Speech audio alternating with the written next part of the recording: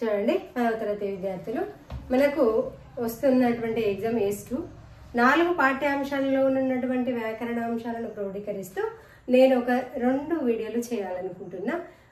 వ్యాకరణ అంశాలకు మనకు ఎన్ని మార్కులు 20 మార్కులు ఉంటుంది. అయితే ఇందులో మనము పదజాలంకి 10 వ్యాకరణ అంశాలకి 10 మార్కులు. పదజాలంలో అర్థాలు, నానార్థాలు, సొంత వాక్యాలు, జాతీయాలు మొదలైనవి ఉంటాయి. వ్యాకరణాంశాలంటూ సంధికార్యం, విగ్రహ వాక్యాలు అవి ఉంటాయి. అయితే నేను ఓవరాల్గా ప్రతి పాఠ్యాంశంలో ఏమేమి ఉన్నాయో చదువుతాను, మీరు వినండి. విని నేర్చుకుని మన తరగతి గదిలో మనము 4 గ్రూపులుగా చేసుకుని క్విజ్ లాగా చేసుకుంటే ఎప్పటికీ అవి గుర్తుండిపోతాయని నేను భావిస్తూ ఈ వీడియో చేయడం జరుగుతుంది. అయితే పదజాలంలో ఫస్ట్ ఏం తీసుకున్నానంటే సొంత వాక్యం. సొంత వాక్యాలు అనేవి మనకు 6th క్లాస్ నుంచే ఉంటుంది. ఇది పదజాలంలో ఫస్ట్ వన్ సొంత వాక్యము తయారు చేయటం. సొంత వాక్యం మరి సొంత వాక్యము అంటే 6వ తరగతి పిల్లలు కూడా చెప్తారు. యాది చేసుకునుట. నేను నా స్నేహితుడు చిన్నప్పటి సంగతులు యాది చేసుకుని బాగా నవ్వుకున్నాము. యాది చేసుకోవడం అంటే ఏంటిది? జ్ఞప్తికి తెచ్చుకోవడము, గుర్తు చేసుకోవడం అని. దాన్ని ఉద్దేశించి మనం ఏం చేయాలి? ఒక వాక్యం తయారు చేయాలి. 1 మార్క్ ఉంటుంది. అలానే అందులో భాగంగా ఈ 4 పాఠ్యాంశంలో సొంత వాక్యాలు ఏమేమి ఉన్నాయో నేను చదువుతాను, మీరు వినండి. పసందు అంటే మంచిగానే అర్థం వస్తుంది. నా మిత్రుని ఇంట్లో పండగ నాడు చేసిన మిఠాయిలు మంచి పసందుగా ఉన్నాయి. రమ్యం అంటే అందమైనది అని అర్థము. బెంగళూరు వద్ద గల బృందావనంలో పూల తోటలు బహురమ్యంగా ఉంటాయి. అంటే ఈ వాక్యం నేను అర్థం చేసుకొని మీ సొంత వాక్యంలో ఏ విధంగా ప్రయోగించి రాసినా మార్క్ వచ్చేస్తుంది అనమాట. క్షేత్రము, ఇక్కడ క్షేత్రము అంటే ఒక స్థలము అని అర్థము. దీన్ని ఉద్దేశించి మన సొంత వాక్యం ఎట్లా తయారు చేస్తామంటే ఉత్తరాది పుణ్యక్షేత్రాలలో కాలక్షేత్రము, కాశీక్షేత్రము విశిష్టమైనది. అయితే ఇలా సొంత వాక్యాలలో ప్రతి పాఠ్యాంశానికి ఏ విధంగా ఇచ్చాడనేది మీకు తెలియజేద్దామన్న ఉద్దేశంతో నేను చేస్తున్నాను. అయితే సొంత వాక్యాలు ఇక్కడ మనకు గాలికి ఊగుతున్న పువ్వులు చిగురుటాకులతో సయ్యాటలాడుతూ ఉన్నాయి. వాస్తవానికి తెలుగు భాష అర్థం కాని అంటూ వ్యక్తులు ఎవరు ఉండరు. మరి గాలికి ఊగుతున్న పువ్వులు చిగురుటాకులతో సయ్యాటలాడుతూ ఉన్నాయి. సయ్యాటలాడడం అంటే పరిహాసాలు ఆడడం అని అర్థం వస్తుంది. దానికి మనం సొంత వాక్య ప్రయోగం చేయాలి. ఏ విధంగా అంటే బాలల దినోత్సవం రోజు బాలబాలికలందరూ కలిసి పాఠశాలలో ఒకరితో ఒకరు సయ్యాటలాడారని కూడా రాయొచ్చు. స్వాతంత్రోద్యమం బ్రిటిష్ వారి గుండెల్లో కల్లోలం రేపింది. కల్లోలం అంటే మనకు ఫస్ట్ అర్థం తెలియాలి. అర్థం తెలిస్తేనే మనం సొంత వాక్య ప్రయోగం చేయొద్దాం. పెద్ద ఆందోళన. పెద్ద ఆందోళన అంటే తెలంగాణ పోరాటం చేయడం ద్వారా కేంద్ర ప్రభుత్వం వారికి గుండెల్లో పెద్ద కల్లోలము, ఆందోళన కలిగింది. వీరులు ఎప్పుడు ప్రాణాలను అర్పించడానికి వెనుకాడరు. వెనుకాడరు అంటే జంకకపోవడం, వెనుకకు పోకపోవడం. వీరులు ఎప్పుడైనా వెనుకంజ వేస్తారా? వేయరు. దాని అర్థం ఏమని రాయాలి? వెనుకాడరు అన్నాడు అంటే జంకరు, వెనుకంజ వేయరు అని అర్థము. ఇక్కడ వీర తెలంగాణ పోరాటంలో యువకులు వెనుకంజ వేయకుండా ఉద్యమాన్ని కొనసాగించారు. ఈ సొంత వాక్య ప్రయోగం. అలాగే ఇంకా నెక్స్ట్ లెసన్లో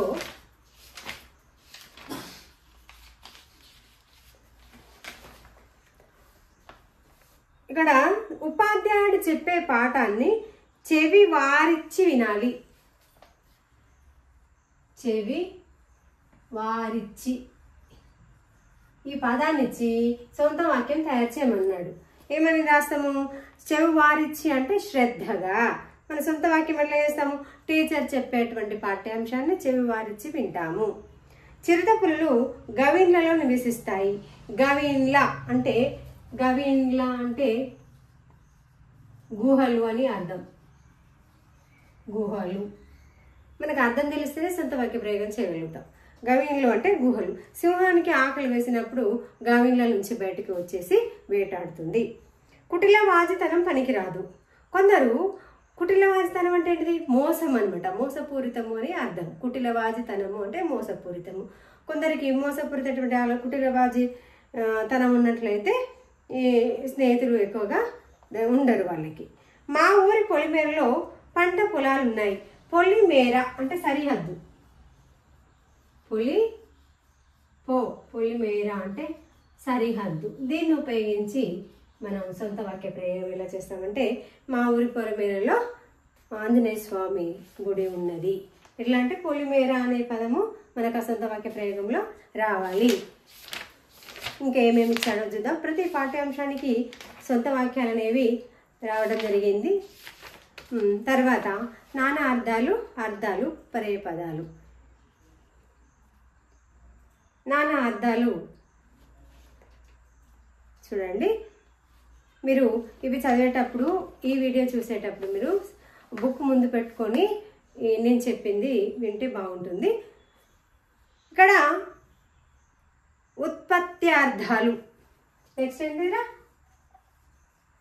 వ్యుత్పత్త్యార్థాలు. కొద్దిగా పలకడం కష్టం. వ్యుత్పత్త్యార్థాలు అంటే అర్థం అనేది ఎట్లా పుట్టింది అని అర్థము.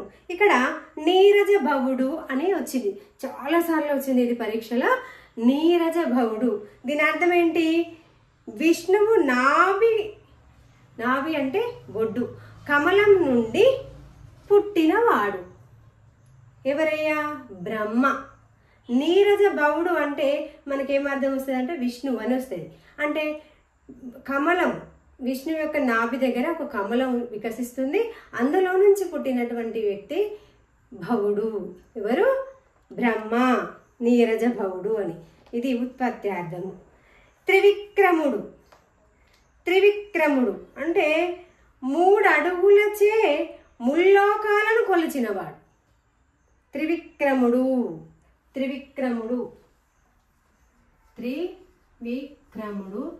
మనం ఇంతకుముందు ఏం చెప్పుకున్నాం? నీరజ భవుడు.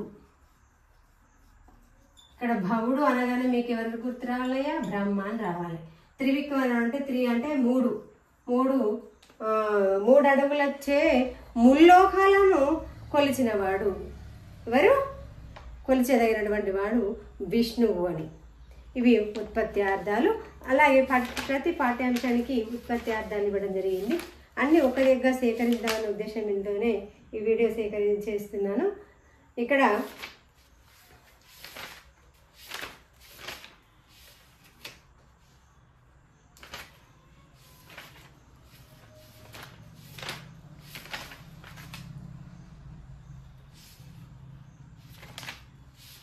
ఓకేనా? ఈ ఉత్పత్త్యార్థాలు 2-3 ఉన్నట్టుంది. నెక్స్ట్ మనము దీనికి వెళ్దాము, ప్రకృతి వికృతులు అని. ప్రకృతి వికృతులు వెళ్లే ముందు ఒక విషయం నేను మర్చిపోయాను. ఫస్ట్ పాఠ్యాంశంలో సుత్తవాక్యాల్లో భాగంగా మనకు 3 పదజాలాలు ఇచ్చాడు. కొద్దిగా చేతులొగ్గు అనేది సొంత వాక్యం. మళ్ళీ సొంత వాక్యం కొద్దిగా నేను మిస్ అయ్యాను. చేతులొగ్గు అని బాగా చాలాసార్లు వచ్చింది. విద్యార్థులు దీనికి అర్థము గుర్తుపెట్టుకోవాలి. ఈ చేతులొగ్గ అంటే ఏంటిదబ్బా? చేతులొగ్గ అంటే మొక్కడమా లేకపోతే ఏం చేయడం అని అనుకుంటారు. చేతులొగ్గు అంటే ఎవరి దగ్గర చేతులొగ్గి ఉండకపోవడం, అంటే లొంగి ఉండకపోవడం అని అర్థం. చేతులొగ్గి అంటే ఎవరి దగ్గర లొంగి ఉండకపోవడం అని అర్థం. ఈ అర్థాన్ని అనుసరించి మీరు సొంత వాక్యం చేయాలి. అలాగే కూరచౌట అంటే పొట్టిగా అని. పొట్టిగా అంటే ఏమన్నా సొంత వాక్యం ఏమన్నా వేస్తారు? మా దర్జీ కుట్టినటువంటి షర్టు లేదా అంగి పొట్టిగా అయింది అని సొంత వాక్యం చేయొచ్చు. పలికి లేదనుట అంటే మా వంశ చరిత్రలో మేము అన్నమాట తప్పము, లేదనము, పలికి లేదనము అని సొంత వాక్యం. ఇది అక్కడ ఫస్ట్ మిస్ అయింది కాబట్టి మళ్ళీ చెప్పడం జరిగింది. తర్వాత ఇప్పుడు మనము కొన్ని గీత గీసిన పదానికి సరిపోయే అర్థాన్ని ఇచ్చే మరిన్ని పదాలు రాయమన్నాడు. తెలుగే కదా, ఒకసారి చదివితే గుర్తుండదా అని మనం అనుకుంటాం. కానీ ఏది మనకు అలవోకగా వస్తుందో అదే తొందరగా మర్చిపోవడం జరుగుతుంది. ఎంత కఠినంగా కష్టపడి చదువుతామో అది ఎక్కువ కాలం ఉంటుంది. అదొకటి మీరు గ్రహించాలి. ఇక్కడ జలములతో నిండిన చెరువులు మిక్కిలి హాయిని ఆనందాన్ని కలిగిస్తాయి. ఇక్కడ జలము అన్నదానికి గీత గీసింది. జలము అన్నదానికి గీసి ఏం రాయాలి మనము? నీరు, ఉదకము, ఇంకోటి ఏంటిది సలిలము. ఇవి నానా అర్థాలు. అన్ని రాయలేను, ఒకటి ఉదాహరణ. జలము, దీనికి జలములతో నిండిన చెరువులు మిక్కిలి హానిని ఆనందాన్ని కలిగిస్తాయి అన్నాడు. దీనికి మనం ఏమని రాయాలి? దీనికి సరిపోయేటువంటి అర్థాన్ని రాయాలి. సలిలము, నీరు, ఉదకము. అట్లా ఇంకోటి చూడండి. జీవోత్సవం కావటం కన్నా యశక్కాయుడు కావడం మిన్న. యశక్కాయుడు, యశ అనే దానికి కీర్తిచ్చాడు. మరి ఇది ఏంటిదవా? యశ అంటే జీవోత్సవంగా ఉండడం కంటే యశక్కాయుడు అవడం మిన్న అన్నాడు. అంటే మరణించిన అనే అర్థం. దీనికి యశ అంటే కీర్తి, ఖ్యాతి, పేరు. యశ అంటే సమానార్థక పదాలు, అర్థాలు అనేవి వచ్చినప్పుడు మీకు ఎగ్జామ్లో ఏమన్నా 3 ఇస్తాడు, ఇంకొకటి ఇది కాదు అయింది చెప్పండి అని అన్నప్పుడు మనం దీన్ని గుర్తుపెట్టుకోవాల్సి ఉంటుంది. కాబట్టి అన్నీ మీరు గుర్తుంచుకోవాలి. ఏ ఒక్కటి మిస్ అయినా కూడా పోతుంది.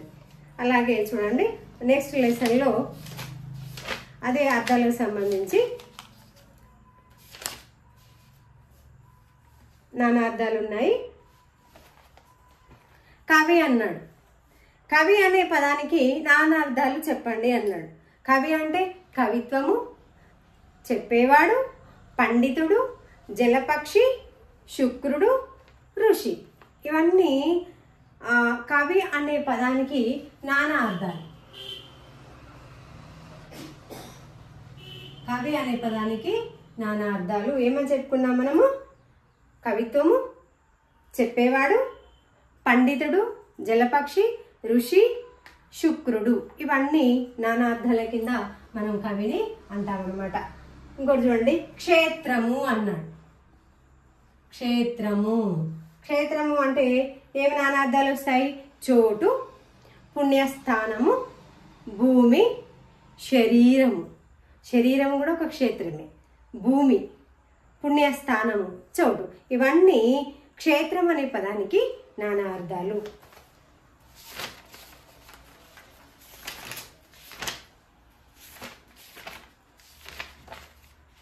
మనము ఇంకా మరో లెసన్లో నానా అర్థాలు చూడండి. ఉదయించడం. ఇక్కడ నానా అర్థాల్లో ఉదయము అన్నాడు. ఉదయము అంటే ఏమంటాము? ఉదయించడము, తూర్పుకొండ, పుట్టుక, సృష్టి. ఆశ, ఆశ అంటే కోరిక. ఇంకోటి ఏంటిదిరా? కోరిక. దిక్కు, దిక్కు అనేటువంటి ఇది బాగా గుర్తుపెట్టుకోవాలి. చాలా ఆశ అంటే కోరిక అనేది ఎవరికైనా ఐడియా ఉంటుంది. కానీ దిక్కు అనేటువంటి పదం ఆశ అనే పదానికి నానా అర్థంగా ఉంది అని. దిక్కు. అంభ్రమం, అభ్రమం,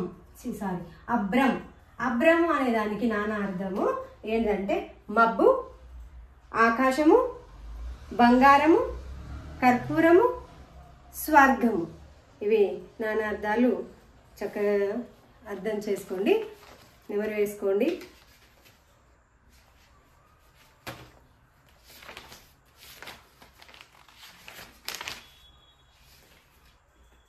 పర్యాయ పదాలకు వచ్చినట్లయితే నానా అర్థాలు అంటే ఒకే పదానికి సమానార్థకంగా వచ్చేటివి అని నానా అర్థాలు అంటాం. పర్యాయ పదాల్లో కూడా కొద్ది తేడానే ఉంటుంది. దగ్గర పోలికనే ఉంటాయి నానా అర్థాలు పర్యాయ పదాలకి. ఇక్కడ పర్యాయ పదాల కింద గీత గీసామండి, గుర్తుపెట్టండి అన్నాడు. రోజు పెయ్యి కడుక్కోవాలి, లేకపోతే మేను వాసన వస్తుంది, దేహము నిండా ఈగలు ముసురుతాయి. ఇక్కడ ఈ 2 వాక్యాల్లో మనకి 3 సమానార్థక పదాలు లేదా పర్యాయ పదాలు అనేవి రావడం జరిగింది. రోజు, మేను, రోజు, మేను, పెయ్యి. అచ్చమైన తెలంగాణ భాష. సారీరా, రోజు అంటే మేను ఓకే, పెయ్యి ఓకే. ఇంకా దేహము, దీనిలో ఉన్నది దేహము. ఇది దేహము, మేను, పెయ్యి. ఈ 3 సమానార్థక పదాలు ఏంటంటే శరీరము, శరీరము. శరీరానికి ఈ 3 పర్యాయపదాలుగా చెప్పుకోవచ్చు. మనుషులు నీళ్ళు దొరికే తావులను నివసిస్తారు. సరుకులు అమ్మే చోటుకు దగ్గరుంటారు. అందమైన ప్రదేశాలకు ఇష్టపడతారు. ఇందులో 3 ఉన్నాయి సమానార్థక పదాలు, అదే పర్యాయపదాలు. ఏవంటే తావుళ్ళ చోటు,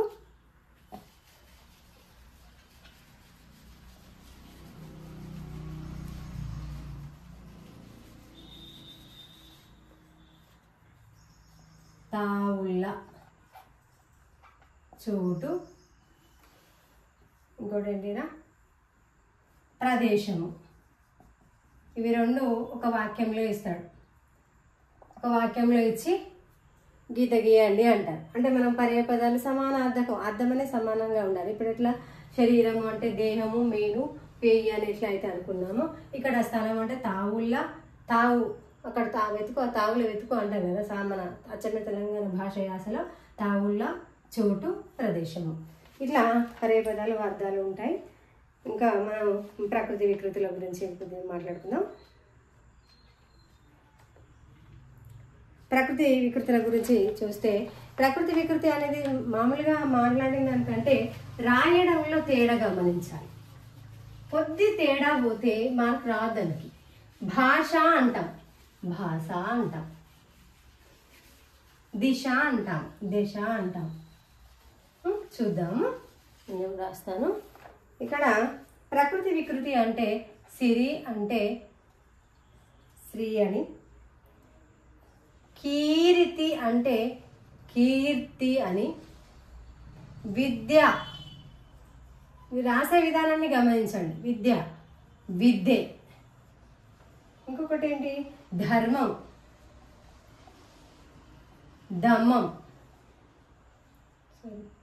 ధర్మం అంటే ఏంటిదిరా దమ్మం, దమ్మం. విష్ణువు, విష్ణువు అంటే ఎవరు వికృతి పదము వెన్నువు. ఇది చాలా తేడా ఉంటుంది, బాగా గుర్తుపెట్టుకోవాలి. వెన్నువు. ధర్మము అన్నకడ మా వస్తుంది, దమ్మం. విద్య విద్యే. కీర్తి అంటాం, ఇక్కడ రీకి తా వస్తుంది. ఏం లేదురా ప్రకృతి వికృతి అంటే, ప్రకృతి అంటే సహజంగా చదువుకున్నటువంటి వాళ్ళు మాట్లాడేటువంటి భాష అనుకోండి. వికృతి అంటే చదువురాని వాళ్ళు యాసలో మాట్లాడతారు కదా, అది అనుకోండి. అందరూ గుర్తుండి, ఇది ఇస్తే ఇది రాయండి, ఇది ఇస్తే ఇది రాయండి. ఇక్కడ విద్య అన్నాడు, విద్యే అని గుర్తుపెట్టుకోవాలి. కీర్తి కీర్తి అని. ఓకే. ఇక్కడ బ్రహ్మ ఏంటి బ్రహ్మ, బొమ్మ,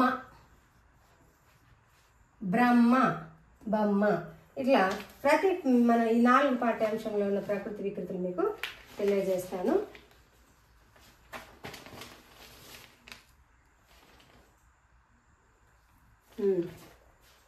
ఇక్కడ భాష బాగా గుర్తుపెట్టుకోండి, ఇది ఛాన్సార్లు వచ్చింది ఎగ్జామ్లో. అయితే భాష, భాష బాకు జట ఉంది, ఇక్కడ ఉండదు. భాష, భాష. ఇంకోటి చూడండి కవిత. కవిత అంటే కవిత. కథ, కథ. మీరు ఇది కై వచ్చింది కవిత, తా ఇది తా వస్తే ఈ తా రాయండి, ఇది వచ్చినప్పుడు ఇది రాయండి. కొంచెం తేడాన్ని గమనించండి. ఇక్కడ ఇంతి అన్నాడు.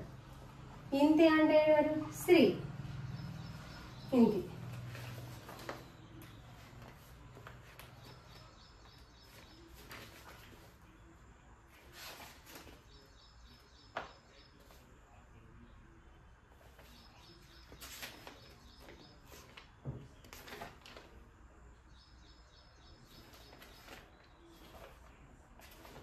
మనకు ప్రకృతి వికృతులు ఇవి వచ్చినాయి పాఠ్యాంశంలో.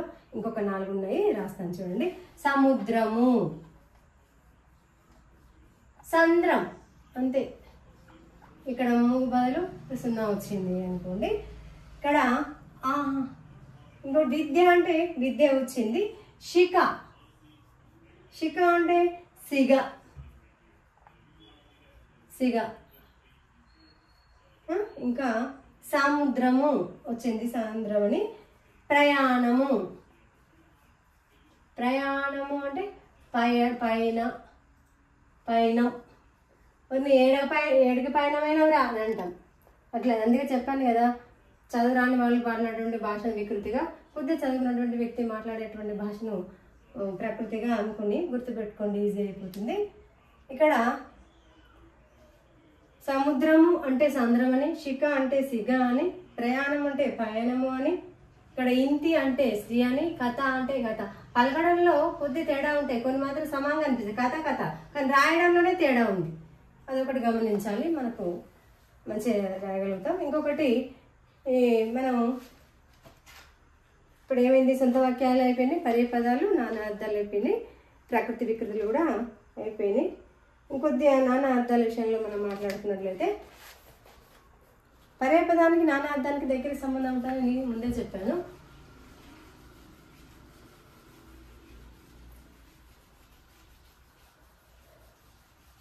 ఏమీ లేదురా, మీరు చదువుకున్న విషయాన్ని నెమరు వేసుకున్నట్టుగా చదవాలి, ఏదో కష్టంగా అన్నట్టుగా చదవద్దు. జంతువులు ఆవు ఉంటుంది, కోతి ఉంటుంది, తింటుంది, కూర్చొని నెమరు వేసుకుంటూ ఉంటుంది. అట్లానే మీరు చదివినటువంటి దాన్ని ఒక్కదాన్ని ఈ 4 పాఠ్యాంశంలోని ఈ పర్యాయపదాల అర్థాలు, సొంత వాక్యాలు, జాతీయాలు, పదజాలం కిందకు వస్తాయని చెప్పాను కదా. ఒకసారి ఈ వీడియోను చూసుకుంటూ బుక్ ముందు పెట్టుకుంటూ చదువుకోండి, అది మర్చిపోవడం అనేది అస్సలు ఉండదు. మనం క్విజ్లాగా క్లాస్లో చెప్పుకుంటామని చెప్పుకున్నాం కదా. ఇంకొకటి చూడండి, నానా అర్థాలు. నానా అర్థాలు, నానా అర్థాల కింద కులము అన్నాడు. కులము ఇక్కడ దానశీలంలో ఉంది కదా, మన కులములు అంటే మన దాన కులంలో ఆ సందర్భంలో వచ్చినటువంటి పదం అది. కులము అంటే వంశము, వంశము, జాతి, శరీరము కూడా వస్తుంది, ఇల్లు. ఇలా రాయడానికి టైం ఎక్కువ పడుతుంది కాబట్టి ఓరల్గా నేను చదువుతాను, మీరు గుర్తుపెట్టుకోండి అంతే. కులము అంటే వంశము, జాతి, శరీరము, ఇల్లు. క్షేత్రము చోటు, పుణ్యస్థానము, భూమి, శరీరం. ఇంకొకటి హరి, విష్ణువు, ఇంద్రుడు, గుర్రము, దొంగ, సింహము, కోతి. ఇంకొకటి చిత్తము. చిత్తము అద్భుత రసం, ఇది ఆశ్చర్యం, చిత్తరువు, పద చమత్కారము. ఇన్ని నానార్థాలు ఉన్నాయి. 22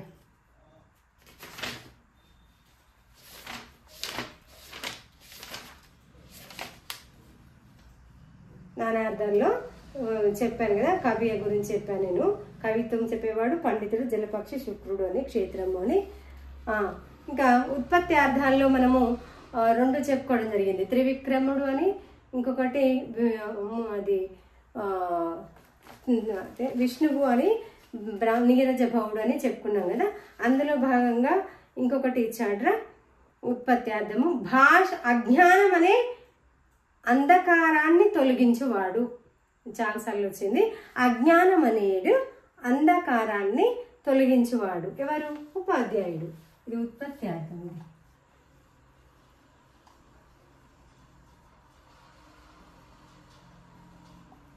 ఉపాధ్యాయుడు. ఇంకొకటి భాషించేది. భాషించేది ఏంటిది? భాషించేది లేదా భాషించునది. ఏంటిది? భాష. ఉత్పత్తి అర్థం. వీటిలో ఇస్తాడు, ఇది మనం రాయాలి. ఇది మాత్రం మర్చిపోదు. జట. అజ్ఞానమైన అంధకారం నుంచి తొలగించేవాడు ఎవరని అంటూ ఉత్పత్తి అర్థం ఇస్తే ఉపాధ్యాయుడని. భాషించునేది ఏంటంటే భాష అనేది త్రివిక్రముడు, నీరజ గౌడు. ఇవి మనకి ఎప్పుడెప్పుడు వచ్చేటువంటి ఉత్పత్తి అర్థాలు. ఇంకా మనం చూసినట్లయితే మనం ఏమేమి చెప్పుకున్నామరా? సొంత వాక్యాలు చెప్పుకున్నాము, ఉత్పత్తి అర్థాలు చెప్పుకున్నాం, పదాలు, ప్రకృతి వికృతులు, నానా అర్థాలు.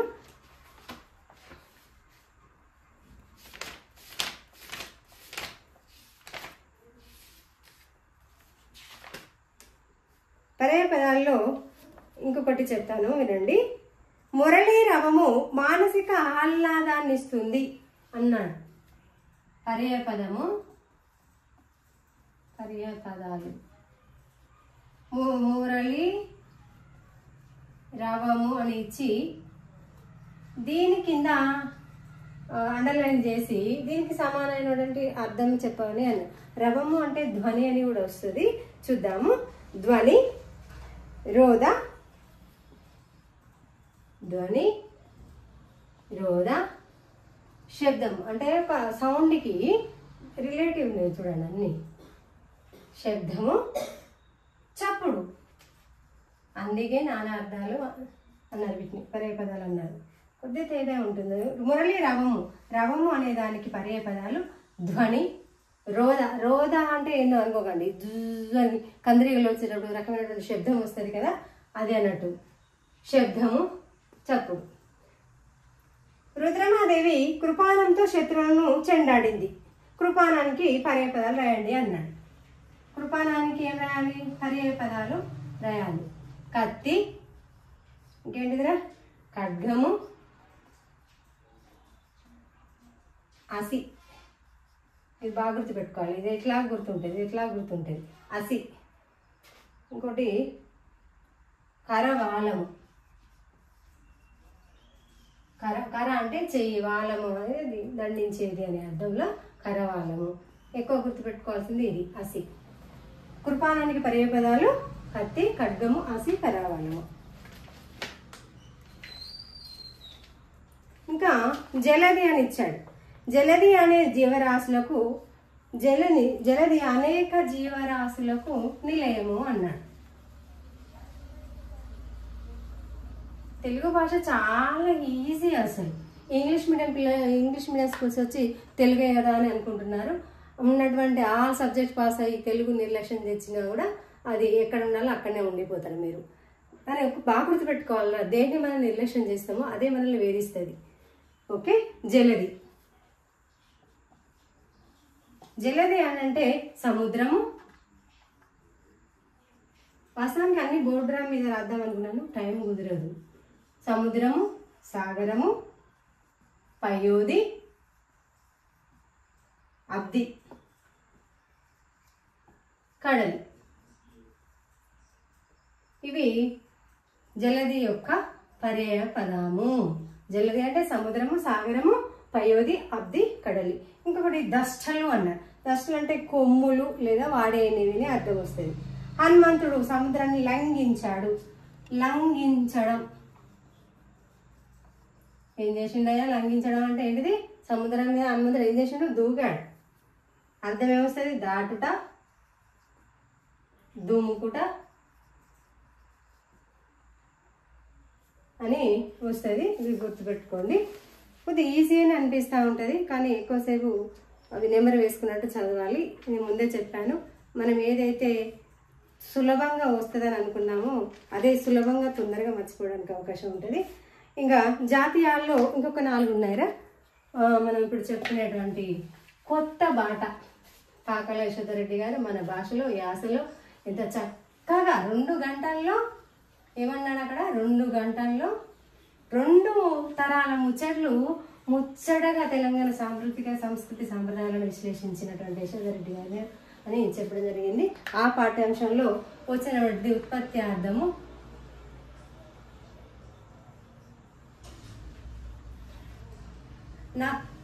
నక్షత్రకుడు.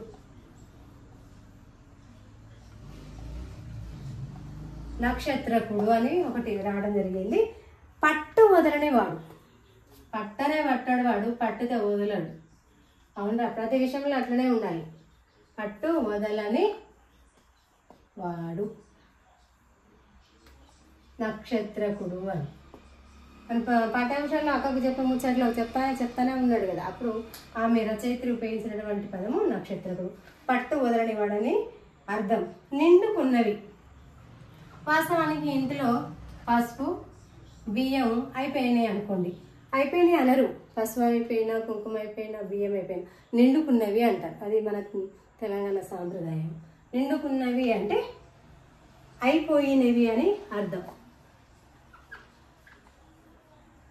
పోయినది. ఇంకొకటి దడిగట్టు. దడిగట్టు దడిగట్టు అంటే రక్షణ కల్పించు.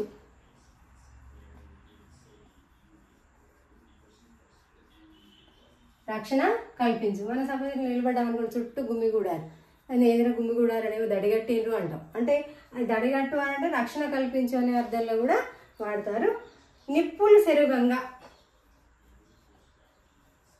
నిప్పులు సెరుగంగా.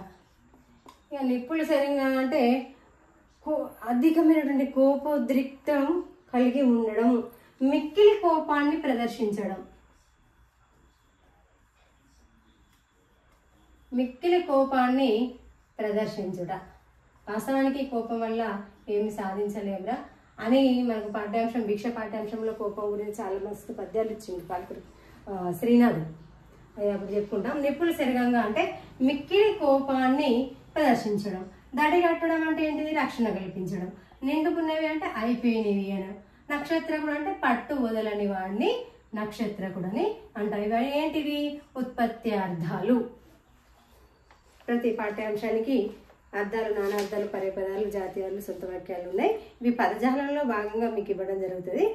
ఇంకా మనం నగర గీతం పాఠ్యాంశంలో మనం నేర్చుద్దాము. నగరగీత పాఠ్యాంశంలో ఏమీ లేవురా, ఒక రెండే ఇచ్చాడు. ఏంటి? అర్థాలు ఇచ్చాడు, పర్యపదాలు ఇచ్చాడు. అర్థాలు చూడు వినండి.